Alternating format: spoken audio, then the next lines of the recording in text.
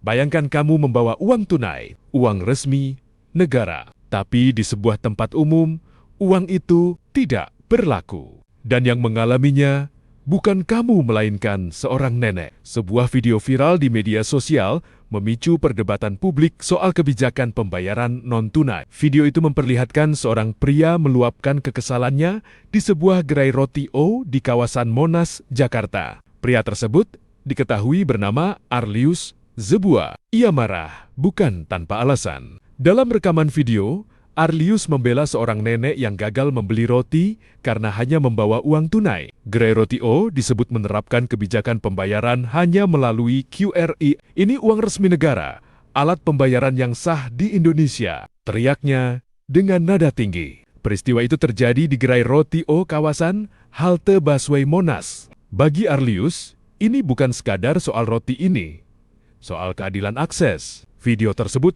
cepat menyebar. Hingga Minggu 21 Desember tahun 2025 ditonton lebih dari 1,7 juta kali. Kolom komentar pun terbelah.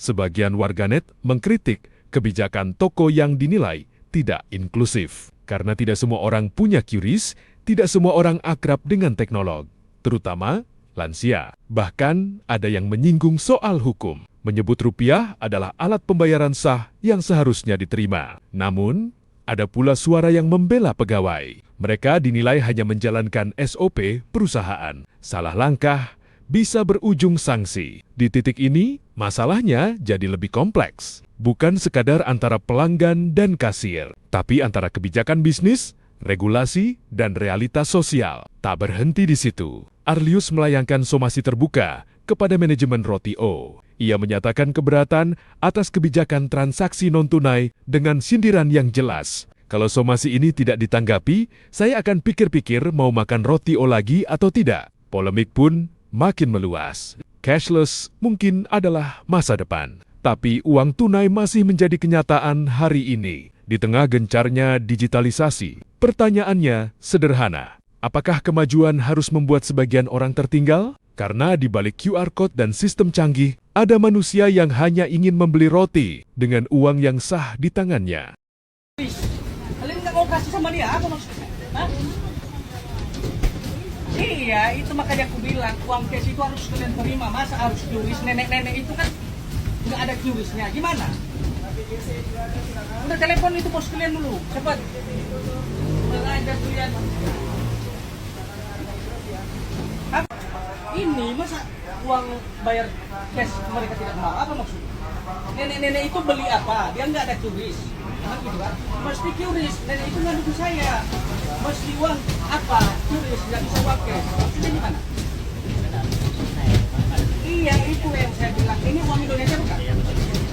Abang juga jangan bela-bela yang saya dong. Kayak ginian. Gini aja, kita ke sana sebentar. Bunga. Aku sekalian beli minum nenek. Kaki ini datang kaki nenek dijatuh sama sama tukang ojek. Jadi ini neneknya nih mau beli apa? Beli roti O, pakai uang cash. Nggak boleh. Nggak boleh. Jadi lucu, negara Indonesia harus QRIS. Jadi nenek yang seperti ini nggak ada QRIS-nya gimana? Nah, jadi ini perlu diperhatikan ini. Iya, nenek mau beli nggak pakai uang cash. Pakai ini.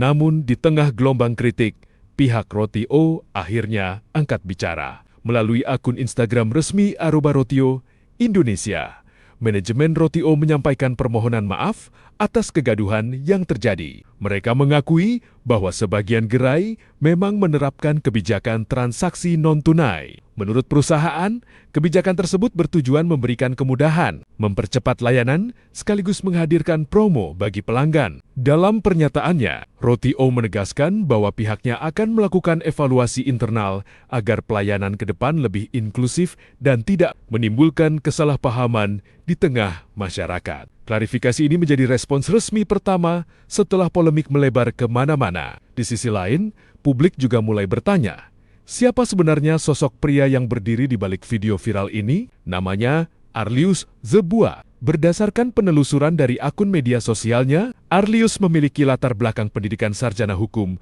dan magister hukum. Ia berprofesi sebagai advokat, aktif mengikuti pendidikan khusus profesi advokat, dan kerap membagikan aktivitas penanganan perkara hukum. Nama Arlius bahkan tercatat dalam Direktori Putusan Mahkamah Agung Republik Indonesia. Fakta ini memperkuat posisinya sebagai praktisi hukum yang paham isu legal, termasuk soal uang tunai sebagai alat pembayaran sah. Tak heran, aksinya memicu diskusi yang lebih luas, bukan sekadar soal roti, tapi tentang hak masyarakat di ruang publik. Di kolom komentar, sebagian warganet menyayangkan kebijakan non-tunai yang dinilai belum ramah bagi lansia dan kelompok tertentu. Namun ada pula yang membela pegawai toko karena mereka hanya menjalankan SOP perusahaan. Kasus ini kembali membuka perdebatan lama cash versus cashless. Digitalisasi pembayaran memang menawarkan kecepatan dan efisiensi. Tapi di sisi lain, uang tunai masih menjadi sandaran hidup bagi banyak orang. Kini publik menanti langkah lanjutan, evaluasi dari perusahaan,